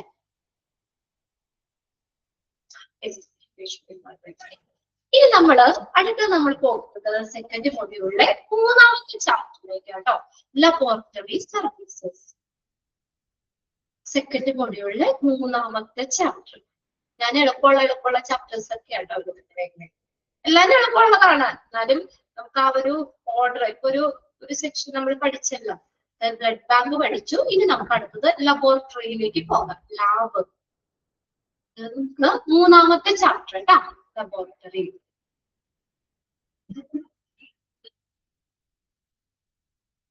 നല്ലൊരു ചാപ്റ്റർ ആണ്. ഒത്തിരി കാര്യങ്ങൾ ഇതിൽ പഠിക്കാനുണ്ട്. ഇതുപോലെ ഇമ്പോർട്ടന്റ് ആയിട്ടുള്ള കാര്യങ്ങൾ ഞാൻ തന്നെ ക്ലാസ്സിൽ അണ്ടർലൈൻ ചെയ്യാൻ പറഞ്ഞു. അത് നിങ്ങൾ അണ്ടർലൈൻ ചെയ്തിടാം. ലാബിൽ പോകാത്തവരുണ്ടാവും, ഒരിക്കൽ പോലും ലാബിൽ പോകാത്ത ആളുകൾ ഉണ്ടാവും നമ്മുടെ കൂട്ടത്തില്. എന്തെങ്കിലുമൊക്കെ ആയിട്ട് നമ്മൾ പോയിട്ടുണ്ടാവും. അതിൽ നമുക്ക് എന്തെങ്കിലും ടെസ്റ്റ് ചെയ്യാൻ, അല്ലെങ്കിൽ നമ്മുടെ അച്ഛനോ അമ്മയ്ക്കോ ആരെങ്കിലും റിലേറ്റീവ്സിന് ആരുടെയെങ്കിലും കൂടെയെങ്കിലും പോയിട്ടുണ്ടാവും, ലാബ് കണ്ടിട്ടുണ്ട് അല്ലേ. ലബോറട്ടറി സർവീസ് പോയിട്ടുണ്ട്. ഓക്കെ, 1-2 പേരൊക്കെ തമ്പ് ഇവിടെ ഉണ്ട്. പ്രവീണ്, അലീന, നീതു ഒക്കെ പോയിട്ടുണ്ട്. അവിടെ എന്താ ചെയ്യണേ? ലാബിൽ എന്താ ചെയ്യണേ? ലബോറട്ടറിയിൽ എന്തിനാ നമ്മൾ പോണേ? വെറുതെ ടൈം പാസിന് പോണെയാണോ? എന്തിനു വേണ്ടിയാ നമ്മൾ പോണത്? എന്താവശ്യത്തിനാ പോവാ ലബോറട്ടറിയില്? ഓക്കെ, ടെസ്റ്റ് ചെയ്യാൻ, ബ്ലഡ് ടെസ്റ്റ് ചെയ്യാൻ. നമുക്കിപ്പോ എന്തെങ്കിലും ഒരു അസുഖം ഉണ്ട്, നമുക്ക് നേരെ നോക്കി അറിയാൻ പറ്റില്ല. അപ്പൊ ഡോക്ടർ എന്ത് പറയും? ടെസ്റ്റ് ചെയ്തിട്ട് വരാൻ പറയും. ബ്ലഡ് ഒന്ന് ടെസ്റ്റ് ചെയ്തിട്ട് വാ, യൂറിൻ ഒന്ന് ടെസ്റ്റ് ചെയ്തിട്ട് വാ അല്ലേ. അപ്പോ ഈ ലബോറട്ടറി എന്ന് പറഞ്ഞാൽ എന്താണ്? നമുക്കിവിടെ ടെസ്റ്റുകൾ നടത്തുന്ന സ്ഥലമാണെന്ന് നമുക്കറിയാം അല്ലെ. ടെസ്റ്റുകൾ നടത്തുന്ന സ്ഥലമാണ് ലബോറട്ടറി. ഇനി അവിടെ എങ്ങനെയാ ടെസ്റ്റ് നടത്തുക? നമ്മൾ വെറുതെ ആള് പോയാൽ മതിയോ? എങ്ങനെയാ ടെസ്റ്റ് നടത്തണേ? നിങ്ങൾ എന്ത് ടെസ്റ്റ് അവിടെ ലാബിൽ പോയിട്ട് നടത്തിയേക്കണേ? Collect samples. Okay, very good. സാമ്പിളുകൾ വേണം അല്ലെ. എന്തൊക്കെയാവുക അപ്പൊ ആ സാമ്പിൾ എന്ന് പറഞ്ഞാൽ? എന്തൊക്കെ നമുക്ക് കൊടുക്കാൻ പറ്റും? ബ്ലഡ്. ഓക്കെ, നമുക്ക് ടെസ്റ്റ് ചെയ്യണം. അപ്പൊ നമ്മൾ ബ്ലഡ് കൊടുക്കാം, യൂറിൻ കൊടുക്കാം. ഓക്കെ. അപ്പൊ എന്താ അവിടെ ചെയ്യണത്? നമ്മള് സാമ്പിളുകൾ കൊടുക്കും. ആ ബ്ലഡ് ആണെങ്കിൽ ബ്ലഡ്, യൂറിൻ ആണെങ്കിൽ യൂറിന്. ഓക്കെ, അങ്ങനെ നമ്മുടെ സാമ്പിള് നമ്മൾ കൊടുത്തിട്ട് അത് ടെസ്റ്റ് ചെയ്ത് നോക്കിയിട്ട് നമുക്ക് എന്തെങ്കിലും രോഗങ്ങളുണ്ടോ അല്ലെ? അതല്ല അവർ ചെയ്യുന്ന അവിടെ. അല്ലാതെ വെറുതെ നേരെ നമ്മളെ കണ്ണ കൊണ്ട് നോക്കി കഴിഞ്ഞാൽ അറിയാൻ പറ്റൂല. അപ്പൊ അവർക്ക് കറക്റ്റ് ആയിട്ട് അത് ടെസ്റ്റ് ഷുഗർ ഉണ്ടോ? എനിക്കൊരു സംശയം, എനിക്കൊരു ഷുഗർ ഉണ്ടോ, എനിക്ക് ഭയങ്കര ഒരു പരവേശമോ, നമ്മൾ ഷുഗറിന്റേതായ ലക്ഷണങ്ങൾ എനിക്ക് തോന്നി, എനിക്ക് ഷുഗർ ഉണ്ടോ? നേരെ ഷുഗർ ഉണ്ടെന്ന് പറയാൻ പറ്റില്ല. എന്ത് ചെയ്യണം? നമ്മളവിടെ ടെസ്റ്റ് ചെയ്ത് നോക്കണം അല്ലെ. നമ്മൾ ഇതുപോലെ സാമ്പിൾ കൊടുത്തിട്ട്, സ്പെസിമെൻ കൊടുത്തിട്ട് ടെസ്റ്റ് ചെയ്ത് നോക്കി റിസൾട്ട് വരുമ്പോഴേ അറിയുള്ളൂ ഷുഗർ ഉണ്ടോ, ഒരു തൈറോയിഡ് ഉണ്ടോ എന്നൊരു സംശയമുണ്ട്. എന്ത് ചെയ്യും? നമ്മൾ ബ്ലഡ് കൊടുക്കും. ബ്ലഡ് കൊടുത്തിട്ട് നമ്മൾ ടെസ്റ്റ് ചെയ്ത് നോക്കി റിസൾട്ട് വരുമ്പോഴേ അറിയാൻ പറ്റുള്ളൂ നമുക്ക് തൈറോയിഡ് ഉണ്ടോന്ന്. അപ്പൊ ലബോറട്ടറി എന്ന് പറഞ്ഞ എന്താണ്? നോക്കിയേ, laboratory, medical laboratory or clinical laboratory is a place where the test are done. ടെസ്റ്റുകൾ നടത്തുന്ന പ്ലേസ് ആണ്. Or clinical specimen. എന്തിൽ നിന്നാ? ക്ലിനിക്കൽ സ്പെസിമെൻസ് വേണം. ബ്ലഡോ യൂറിനോ അങ്ങനെ എന്തെങ്കിലും സ്പെസിമെൻസ്, അതിൽ നിന്ന് ടെസ്റ്റുകൾ നടത്തുന്ന സ്ഥലമാണ്. ടു ഗെറ്റ്, അതൊക്കെ എന്ത് കിട്ടും? Information about the health of the patient അല്ലെ. നമ്മുടെ പേഷ്യൻസിന്റെ ആരോഗ്യത്തിനെ കുറിച്ച്, ഹെൽത്തിനെ കുറിച്ചുള്ള ഇൻഫർമേഷൻ കിട്ടുകയാണ്. ഇതിനു വേണ്ടി ടു ഹെൽപ്പ് ഇൻ ഡയഗ്നോസിസ്, രോഗനിർണയത്തിന് വേണ്ടിയിട്ട്, ട്രീറ്റ്മെന്റിന്റെ ഭാഗമായിട്ട്, ആൻഡ് പ്രിവെൻഷൻ ഓഫ് ഡിസീസുകൾ പ്രിവെന്റ് ചെയ്യാൻ. നമുക്കത് ഇപ്പൊ എന്തെങ്കിലും ടെസ്റ്റ് ചെയ്ത ആണെന്ന് അറിഞ്ഞാൽ ആ രോഗത്തെ നമുക്ക് തടഞ്ഞു നിർത്താൻ വരും, ഒരു പരിധി വരെ കൺട്രോൾ ചെയ്താൽ അല്ലെ. അപ്പൊ അതിനൊക്കെ വേണ്ടിയിട്ട് നമ്മുടെ ആരോഗ്യത്തെ കുറിച്ചുള്ള ഇൻഫർമേഷൻ തരുന്നതിന് എന്ത് ചെയ്യും? ക്ലിനിക്കൽ സ്പെസിമെൻസിൽ നിന്ന് ടെസ്റ്റുകൾ നടത്തുന്ന ഒരു പ്ലേസ് ആണ് ക്ലിനിക്കൽ ലബോറട്ടറി. ഒന്ന് അണ്ടർലൈൻ ചെയ്ത് വെച്ചോട്ടോ. പ്രിവെൻഷൻ ഓഫ് ഡിസീസ് എന്ന് വരെയും അണ്ടർലൈൻ ചെയ്തിട്ടുണ്ട്. ക്ലിയർ ആയോ എന്താ ലാബ് എന്നുള്ളത്? നമുക്ക് ആരോഗ്യത്തിനെ കുറിച്ച് നമുക്ക് ഓക്കെ ആണോ, നമുക്ക് അസുഖം ഉണ്ടോ, ഹെൽത്ത് ഓക്കെ ആണോ എന്നുള്ളൊരു വിവരം കിട്ടുകയാണ്. എന്തിന്? ചിലപ്പോ ഇനി രോഗം ഡയഗ്നോസ് ചെയ്യാനായിരിക്കും, രോഗനിർണയത്തിനായിരിക്കും. ഇപ്പൊ ഷുഗർ ഉണ്ടോന്ന് എനിക്കൊരു സംശയം, അതിനു വേണ്ടി നമ്മൾ സ്പെസിമെൻ കൊടുത്ത് ടെസ്റ്റ് ചെയ്ത് നോക്കി, ഇപ്പൊ രോഗം നിർണയിച്ചു, ഷുഗർ ഉണ്ട് അല്ലേ. ഇന്ന അസുഖം ഉണ്ട്, നമ്മളത് ഇത് ടെസ്റ്റ് ചെയ്യുമ്പോഴാണ് തൈറോയിഡ് ഉണ്ട് അല്ലെ ഡയഗ്നോസ് ചെയ്തു, അല്ലെങ്കിൽ ട്രീറ്റ്മെന്റിന്റെ ഭാഗമായിട്ട്, അല്ലെങ്കിൽ ഡിസീസുകളെ പ്രിവെൻഷൻ ഓഫ് ഡിസീസ്. അപ്പൊ അതിനൊക്കെ വേണ്ടിയിട്ട് ക്ലിനിക്കൽ സ്പെസിമെൻസിൽ നിന്ന് ടെസ്റ്റുകൾ നടത്തുന്ന പ്ലേസ് ആണ് laboratory. Medical laboratories differ in size and complexity. ഇനി എല്ലാ ലബോറട്ടറിയും ഒരേപോലെയാണോ? സൈൻസ് അതിന്റെ വലുപ്പത്തിന് വ്യത്യാസമുണ്ട്, സങ്കീർണതയ്ക്ക് വ്യത്യാസമുണ്ട്. And so provide different types of testing services. പലതരത്തിലുള്ള ടെസ്റ്റുകളാണ്, പരിശോധനകളാണ് നടത്തുന്നത്. ഇപ്പൊ നമ്മൾ എല്ലാ ലാബിലും പോയി കഴിഞ്ഞാൽ എല്ലാ ടെസ്റ്റുകളും നടത്തുന്നുണ്ടോ? ചെറിയ ലാബൊക്കെയാണെങ്കിൽ അവിടെ ലിമിറ്റഡ് ആയിരിക്കും. അവര് പറയാ അയ്യോ ഇവിടെ അത് ടെസ്റ്റ് ചെയ്യൂല, വേറെ സ്ഥലം പറഞ്ഞു തരൂ അല്ലെ. എല്ലാ ലാബിലും പോയി കഴിഞ്ഞാൽ എല്ലാ ടെസ്റ്റുകളും നടത്തില്ല. അതാണ് അതിന്റെ വ്യത്യാസം. ഈ മെഡിക്കൽ ലബോറട്ടറീസ് വ്യത്യാസപ്പെടും, വലുപ്പത്തില് അതിന്റെ സങ്കീർണതയില് ഒക്കെ വ്യത്യാസപ്പെടും. അതുപോലെ തന്നെ also so provide different types of services. പലതരത്തിലുള്ള സേവനങ്ങളാണ് നമുക്ക് തരുന്നത്. Medical laboratories a part of the laboratory. ലബോറട്ടറിയുടെ ഒരു ഭാഗമാണ്. That is equipped with the various biomechanical instruments. പലതരത്തിലുള്ള ഇൻസ്ട്രുമെന്റ്സ് ഉണ്ട് അല്ലെ. ബയോമെക്കാനിക്കൽ ഇൻസ്ട്രുമെന്റ്സ്, മൈക്രോസ്കോപ്പ് ഉണ്ട്, ടെസ്റ്റ് ട്യൂബ് ഉണ്ട്, അതെ ഇൻക്യുബേറ്റർ, അങ്ങനെ പലതരത്തിലുള്ള instruments, bio mechanical instruments, equipments, പലതരത്തിലുള്ള എക്യുപ്മെന്റ്സുകൾ ഉണ്ട്. പിന്നെ അതുപോലെ മെറ്റീരിയൽസ് ആൻഡ് റിയേജൻസ്, പലതരത്തിലുള്ള റിയേജൻസ് മെറ്റീരിയൽസ് ഉപയോഗിക്കുന്നുണ്ട്. ഇൻഡിക്കേറ്റേഴ്സ് ആയിട്ട് ബെൻസീൻ, എഥനോള്, മെത്തനോള് ഇങ്ങനെയൊക്കെയുള്ള പല റിയേജൻസ് ഉപയോഗിക്കുന്നു ഫോർ ക്യാരിങ് ഓൺ. എന്നിട്ട് എന്ത് ചെയ്യുന്നു? നടപ്പിലാകുന്നു different laboratory investigative activities by using എന്തിൽ നിന്ന്? Biological specimen. ഏതൊക്കെയാ സ്പെസിമെൻ? ഹോൾ ബ്ലഡ്, മൊത്തം ബ്ലഡ് ആകാം. സെറം, സെറം എന്ന് പറഞ്ഞ എന്താ? The clear liquid part of the blood. The clear liquid part of the blood. Then after the blood cells and the clotting factor have been removed. Blood cells clotting factor ഒക്കെ remove ചെയ്തിട്ടുള്ള clear ഒരു liquid part, yellowish colour ഒരു part blood ആണ് serum എന്ന് പറയുന്നത്. Then plasma. Plasma നമ്മൾ blood ബാങ്കിൽ പഠിച്ചു. The watery fluid part of the blood. ബ്ലഡിന്റെ ദ്രാവക ഭാഗം പ്ലാസ്മ നോക്കാം, അല്ലെ യൂറിൻ ആക്കാം, അല്ലെ സ്റ്റൂള് എന്ന് വെച്ചാൽ മലം അല്ലെ. അപ്പൊ നമ്മുടെ യൂറിനോ ബ്ലഡോ അതുപോലെ തന്നെ സെറം, പ്ലാസ്മ, സ്റ്റൂള്, ഇതൊക്കെ ഇങ്ങനെയുള്ള ബയോളജിക്കൽ സ്പെസിമെൻസ് ഉപയോഗിച്ചുകൊണ്ട് അവരെന്ത് ചെയ്യുന്നു? ഈ പല ഇൻസ്ട്രുമെന്റ്സിന്റെ, എക്യുപ്മെന്റ്സിന്റെ, പല റിയേജൻസിന്റെ ഒക്കെ സഹായത്തോടുകൂടി ഇൻവെസ്റ്റിഗേഷൻ നടത്തുന്നു. നമുക്ക് അസുഖമുണ്ടോ? അതല്ലേ ചെയ്യുന്നത്. ഓക്കെ, ഫസ്റ്റ് സെന്റൻസ് അണ്ടർലൈൻ ചെയ്യുക, രണ്ടാമത്തെ സെന്റൻസും അണ്ടർലൈൻ ചെയ്തില്ല. The medical laboratory differs in size and complexity. വലിപ്പത്തിനും സങ്കീർണതയ്ക്കും അനുസരിച്ച് വ്യത്യാസപ്പെട്ടിരിക്കുന്നു. ഓക്കെ, ഇനി അടുത്ത നോക്കിയേ. The objectives of a medical laboratory are providing its customers, physicians and patients. എന്തൊക്കെയാണ് നൽകുന്നത് laboratory? Extract results which share the clinical treatment. Clinical ചികിത്സ പങ്കിടുന്നതിന് ആവശ്യമായുള്ള correct result നൽകുന്നു. അത് ഫിസിഷ്യന്, പേഷ്യൻസിന് ഇവർക്കൊക്കെ പ്രയോജനമല്ലേ. ഇപ്പൊ ഫിസിഷ്യൻ ആണെങ്കിലും നമ്മൾ ഡോക്ടർ നോക്കിയ ഡോക്ടർ പറയും ടെസ്റ്റ് ചെയ്തിട്ട് വാ, ഡോക്ടറെ എനിക്കൊരു തൈറോയിഡ് ഉണ്ടോ എന്നൊരു സംശയമുണ്ട്, തൊണ്ടയ്ക്ക് ഒരു ഇതുണ്ട് എന്നൊക്കെ പറയുമ്പോ ഡോക്ടർ പറയും ടെസ്റ്റ് ചെയ്തിട്ട് വാ. തൈറോയിഡ് ടെസ്റ്റ് ചെയ്ത് കഴിയുമ്പോഴാണ് ഡോക്ടറിന് അറിയാൻ പറ്റുള്ളൂ ഇയാൾക്ക് തൈറോയിഡ് ഉണ്ടോന്ന്. അപ്പൊ ഫിസിഷ്യനെ ഹെൽപ്പ് ചെയ്യുന്നില്ലേ പേഷ്യൻസ്? നമുക്ക് അസുഖം ഉണ്ടോന്ന് നമുക്ക് അറിയാനും ഒക്കെ എന്ത് ചെയ്യുന്നു? ഒരു കൃത്യമായിട്ടുള്ള റിസൾട്ട് കിട്ടുകയാണ്. എന്തിന്? Which share the clinical treatment. Clinical treatment കൃത്യമായിട്ടുള്ള ഒരു റിസൾട്ട് കിട്ടുകയാണ്. ഇനി functions of divisions of a lab service. Lab സർവീസിലെ നമുക്ക് പ്രവർത്തനങ്ങളെ നമുക്ക് 5 രീതിയിൽ ക്ലാസിഫൈ ചെയ്യാം. ചോദിക്കാറുണ്ട് കേട്ടോ. Lab service can be classified into 5 division. എന്തായിട്ട് തിരിച്ചേക്കുന്ന ലാബിലെ സർവീസിലെ സേവനങ്ങളെ 5 ആയിട്ട് തിരിക്കാം.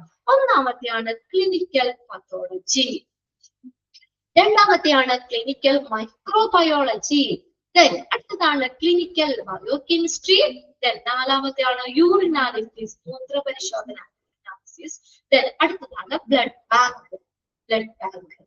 ഇത്രയുമായിട്ട് ഇങ്ങനെ 5 രീതിയിൽ നമുക്ക് ലാബിലെ പ്രവർത്തനങ്ങളെ നമുക്ക് തിരിക്കാം.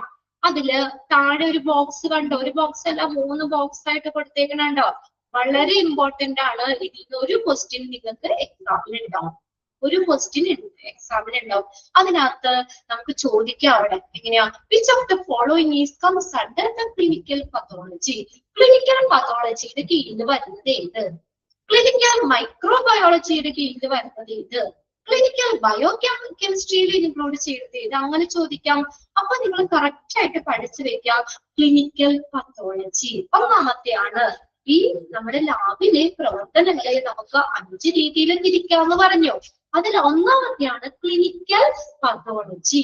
ക്ലിനിക്കൽ പത്തോളജി എന്താണ്? ക്ലിനിക്കൽ പത്തോളജി എന്ന് പറയുന്നത് നമ്മുടെ ബോഡി ഫ്ലൂയിഡ്സിൽ, നമ്മുടെ body fluids, tissues, blood, urine, cells, അതൊക്കെ വെച്ചിട്ട് നമുക്ക് എന്താണ് രോഗങ്ങള്, അല്ലെ, ലക്ഷണങ്ങള്, കാരണങ്ങള് എന്നിവയൊക്കെ മനസ്സിലാക്കുന്ന ഒരു വൈദ്യശാസ്ത്ര ശാഖയാണ് ക്ലിനിക്കൽ പത്തോളജി. എന്താണ്? സ്പെസിമെൻസ്, നമ്മുടെ ബ്ലഡ്, ടിഷ്യൂ, ബോഡി ഫ്ലൂയിഡ്സ് ഒക്കെ വെച്ചിട്ട് എന്ത് ചെയ്യുന്നു, നമുക്ക് എന്താണ് രോഗം എന്ന് മനസ്സിലാക്കുന്നതാണ് ക്ലിനിക്കൽ പത്തോളജി എന്ന് പറയുന്നത്. ഇവിടെ ഫസ്റ്റത്തെയാണ് ഹെമറ്റോളജി. HAEMATOLOGY. HE എന്നാണെങ്കിലും ശരിയാണ് കേട്ടോ, രണ്ടും കറക്റ്റ് തന്നെയാണ്. ഹെമറ്റോളജി. ഹെമറ്റോളജി എന്താ പഠിച്ചല്ലോ നമ്മള് ബ്ലഡ് ബാങ്കിൽ. സ്റ്റഡി ഓഫ് ബ്ലഡ്, ബ്ലഡിനെ കുറിച്ചുള്ള പഠനമാണ് ഹെമറ്റോളജി. അപ്പൊ ഹെമറ്റോളജിയിൽ വരുന്ന എന്താണ് അവിടെ? ബ്ലഡ് ആണ്, അല്ലെ? ബ്ലഡ് ടെസ്റ്റ് ചെയ്തിട്ട് പരിശോധനയ്ക്ക് വിധേയമായിട്ട് എന്ത് ചെയ്യുന്നു, നമുക്ക് അവിടെ രോഗനിർണയം നടത്തും. അപ്പൊ അവിടെ നമ്മള് ഹെമറ്റോളജി എന്നുള്ളതിന്റെ അവിടെ എന്ത് എഴുതി വെക്കണം? Study of blood. ഒന്ന് നോട്ട് ചെയ്ത് വെച്ചോളൂ. ബ്ലഡ് എന്ന് എഴുതി വെച്ചാലും മതി. അപ്പൊ നിങ്ങൾക്ക് പെട്ടെന്ന് എഴുതാൻ പറ്റും. Study of blood is called, study of blood is called dash. Study of blood is called dash. എന്ത്? അവിടെ ഓപ്ഷൻ എയില് ഹെമറ്റോളജി, ഓപ്ഷൻ ബിയില് സൈറ്റോളജി, ഓപ്ഷൻ സിയില് ഹിസ്റ്റോപത്തോളജി, ഓപ്ഷൻ ഡിയില് നെഫ്രോസ്റ്റേബോ. ഓക്കെ, ക്ലിയർ ആയോ ക്വസ്റ്റ്യൻ? അപ്പൊ ഹെമറ്റോളജിയുടെ നേരെ ഉണ്ടെന്ന് എഴുതി വെക്കണം, ഒന്ന് ബ്ലഡ് എന്ന് എഴുതി വെക്കുക കേട്ടോ. അപ്പൊ എന്താ അവിടെ ചെയ്യുന്നത്? ഹെമറ്റോളജിയില് സ്റ്റഡി ഓഫ് ബ്ലഡ് ആണ്, ബ്ലഡിനെ കുറിച്ചുള്ള പഠനമാണ്. അപ്പൊ നമ്മുടെ ബ്ലഡ് പരിശോധനയ്ക്ക് വിധേയമാക്കിയിട്ട് രോഗനിർണയം നടത്തും. ഇനി അടുത്തതാണ് ഹിസ്റ്റോപത്തോളജി. ഹിസ്റ്റോപത്തോളജിയിൽ എന്താണെന്നറിയോ? നമ്മുടെ ബ്ലഡ് ടിഷ്യൂസില്ലേ, ബ്ലഡ് ടിഷ്യൂ അല്ല, ബോഡി ടിഷ്യൂസ്, നമ്മുടെ ശരീര കലകൾ, ബോഡി ടിഷ്യൂസ്, ടിഷ്യൂ ആണ് അവിടെ. ടിഷ്യൂസ്, നമ്മുടെ ബോഡി ടിഷ്യൂസ് പരിശോധനയ്ക്ക് വിധേയമായിട്ട് രോഗനിർണയം നടത്തുന്നു. Histopathology is the technique to examining body tissues to make a diagnosis. അപ്പൊ നിങ്ങൾ ഹിസ്റ്റോപത്തോളജിയുടെ നേരെ എന്തെന്ന് എഴുതുക? ബോഡി ടിഷ്യൂസ് എന്ന് എഴുതി വെക്കുക. ടിഷ്യൂസ്, TUSSUES, ടിഷ്യൂസ്, ശരീര കലകൾ, ടിഷ്യൂസ് ആണ്. അവിടെ എന്താ നോക്കുന്നത്? ടിഷ്യൂസ് ആണ്, നമ്മുടെ ബോഡി ടിഷ്യൂസ്, ശരീര കലകൾ പരിശോധനയ്ക്ക് വിധേയമായിട്ട് രോഗനിർണയം നടത്തുന്നു. ഇനി അടുത്തതാണ് സൈറ്റോളജി. സൈറ്റോളജി എന്ന് പറഞ്ഞാൽ എന്താ? സ്റ്റഡി ഓഫ് സെൽസ് ആണ്. അവിടെ എന്താ? സെല്ലുകള്, നമ്മുടെ കോശങ്ങള്, സെൽസ്, നമ്മുടെ സെൽസ് പരിശോധനയ്ക്ക് വിധേയമാക്കിയിട്ട് രോഗനിർണയം നടത്തും. ഓക്കെ, സെൽസ് ആണ് കേട്ടോ, സ്റ്റഡി ഓഫ് സെൽസ് ആണ് സൈറ്റോളജി. അപ്പൊ അവിടെ നേരെ സെൽസ് എന്ന് എഴുതി വെക്കാം, CELL. ആ കോളത്തിന്റെ ഉള്ളിൽ തന്നെ എഴുതി വെച്ചാൽ മതി. ഓക്കെ, സെൽസ്. ഇനി അടുത്തതാണ് routine pathology. Routine pathology is a set of test, ഒരു കൂട്ടം ടെസ്റ്റുകളാണ്. Test and procedure that help to diagnose and treat illness. നമുക്ക് ഡയഗ്നോസ് ചെയ്യാൻ ട്രീറ്റ്മെന്റില് അതിനകത്ത് ബ്ലഡ് ടെസ്റ്റ്, യൂറിൻ ടെസ്റ്റ് ഒക്കെ വരും. Routine pathology is a set of test. Diagnosis ചെയ്യാണ് അവിടെ. റുട്ടീൻ പത്തോളജി എന്ന് പറഞ്ഞാൽ ഒരു set of test and procedure. It's a set of tests and procedure that help to diagnose and treat disease. അതാണ് routine pathology. It's a set of tests and procedure that help to diagnose. എന്തിനു വേണ്ടിയാ? രോഗനിർണയത്തിന് നടത്തുന്നതിന്, and treat illness, രോഗങ്ങളെ, ഡിസീസുകളെ treat ചെയ്യുന്നതിന്, അതുപോലെ തന്നെ diagnose ചെയ്തതിനൊക്കെ വേണ്ടി നടത്തുന്ന ഒരു സെറ്റ് ഓഫ് ടെസ്റ്റുകളാണ്, അല്ലെങ്കിൽ പ്രൊസീജിയർ ആണ് റുട്ടീൻ പത്തോളജി എന്ന് പറയുന്നത്. ഇത്രയാണ് ക്ലിനിക്കൽ പത്തോളജിയിൽ വരുന്നത്. ഏതൊക്കെയാ? Haematology, histopathology, cytology, routine pathology. Haematology എന്ന് പറഞ്ഞാൽ സ്റ്റഡി ഓഫ് ബ്ലഡ്, ബ്ലഡിനെ കുറിച്ചുള്ള പഠനം. അവിടെ ബ്ലഡിനെയാണ് ബ്ലഡ് പരിശോധനയ്ക്ക് വിധേയമാക്കിയിട്ടുള്ള രോഗനിർണയം നടത്തുന്നത്. ഹിസ്റ്റോപത്തോളജിയിൽ എന്താണ്? Study of body tissues. Body tissues ആണ്, നമ്മുടെ കലകളാണ്, നമ്മുടെ ശരീര കലകള് പരിശോധനയ്ക്ക് വിധേയമായിട്ട് രോഗനിർണയം നടത്തും. സൈറ്റോളജിയിൽ സ്റ്റഡി ഓഫ് സെൽസ് ആണ്, അല്ലെ, നമ്മുടെ കോശങ്ങളെ, സെൽസ് പരിശോധനയ്ക്ക് വിധേയമായിട്ട് രോഗനിർണയം നടത്തും. ഇനി റുട്ടീൻ പത്തോളജി എന്ന് പറഞ്ഞാൽ എന്താ? ഒരു set of test and procedure. എന്തിനു വേണ്ടി സഹായിക്കും? Help to diagnose and treat disease. ഇനി ക്ലിയർ ആയോ നോക്കി ആ ഒരു ബോക്സ്? ഹെമറ്റോളജിയുടെ നേരെ ബ്ലഡ് എന്ന് എഴുതി, ഹിസ്റ്റോപാത്തോളജിയുടെ നേരെ ബോഡി ടിഷ്യൂസ് എന്ന് എഴുതി, സൈറ്റോളജിയുടെ നേരെ എന്ത് എഴുതി? സെൽസ് എന്ന് എഴുതി. റുട്ടീൻ പാത്തോളജി എന്ന് പറഞ്ഞാൽ എ സെറ്റ് ഓഫ് ടെസ്റ്റുകളാണ്.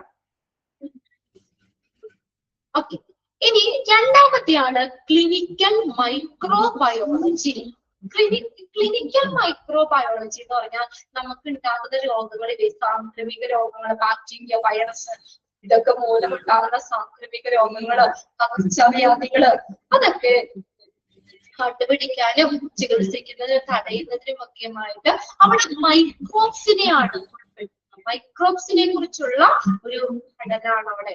നമ്മുടെ അതുപോലെ തന്നെ ആരോഗ്യത്തെ മെച്ചപ്പെടുത്താനായിട്ട് റുട്ടീൻ പത്തോളജി ഒന്നുകൂടി പറയാമോ?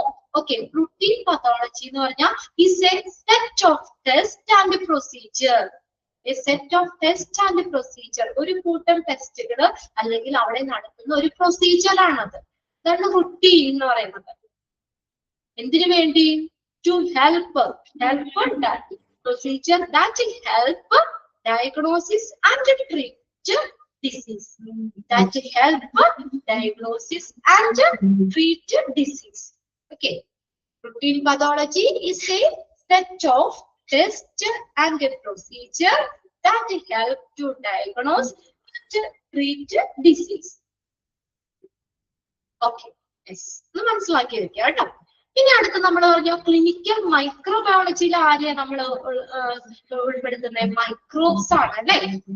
സൂക്ഷ്മാണുക്കള്, സൂക്ഷ്മ ജീവികളാണ്. അപ്പൊ നമ്മുടെ സാംക്രമിക രോഗങ്ങൾ കണ്ടുപിടിക്കുന്നതിനും അതിനെ ചികിത്സിക്കുന്നതിനും തടയുന്നതിനുമായിട്ട് സൂക്ഷ്മാണുക്കളെ കുറിച്ചുള്ള പഠനം, അതാണ് ക്ലിനിക്കൽ മൈക്രോബയോളജിയിൽ വരുന്നത്. അപ്പൊ അതിന്റെ കീഴിൽ വരുന്നതാണ് ബാക്ടീരിയോളജി. ബാക്ടീരിയോളജി എന്താ? Is the study of bacteria. ഇതിനാണ് ബാക്ടീരിയനെ കുറിച്ചുള്ള പഠനം. പേര് തന്നെ ഇതാട്ടോ, bacteriology is the study of bacteria. അപ്പൊ നേരെ എന്ത് ബാക്ടീരിയ എന്ന് എഴുതി വെച്ചാൽ മതി. Is the study of bacteria. അപ്പൊ ക്ലിനിക്കൽ മൈക്രോബയോളജിയിൽ വന്നത് ഏതാണെന്ന് നോക്കാം കേട്ടോ. അടുത്ത ക്ലാസ്സിൽ നമുക്ക് ഓരോന്ന് എക്സ്പ്ലെയിൻ ചെയ്യാം. ക്ലിനിക്കൽ മൈക്രോബയോളജിയുടെ കീഴിൽ വരുന്ന bacteriology, mycobacteriology, virology, mycology, parasitology, immunology, serology. Serology ഇതെല്ലാവരും ഏതാണ്? ക്ലിനിക്കൽ മൈക്രോബയോളജിയിൽ വരുന്നത്. ഒന്നുകൂടി വായിക്കാൻ ഞാൻ പേരുകള്: bacteriology, mycobacteriology, virology, mycology, parasitology, immunology, serology. Okay ആണോ? അപ്പൊ ക്ലിനിക്കൽ പത്തോളജിയിൽ വരുന്നത് ഏത്? ക്ലിനിക്കൽ മൈക്രോബയോളജിയിൽ വരുന്നത് ഏത്? ഈ ടേബിളിൽ നിന്ന് ഒരു ക്വസ്റ്റ്യൻ എന്തായാലും ചോദിക്കും. ഈ ലബോറട്ടറി എന്ന് പറഞ്ഞ ചാപ്റ്ററിന് ഇത് ഒഴിവാക്കിയിട്ടുള്ള ക്വസ്റ്റ്യൻസ് ഇല്ല. അങ്ങനെ വേണമെങ്കിൽ പറയാം. എന്തായാലും ഒരെണ്ണം ചോദിക്കാറുണ്ട് കേട്ടോ. ഈ ബോക്സും അതെ, അടുത്തായിട്ട് ഒരു ഹൈറാർക്കി ഉണ്ട്.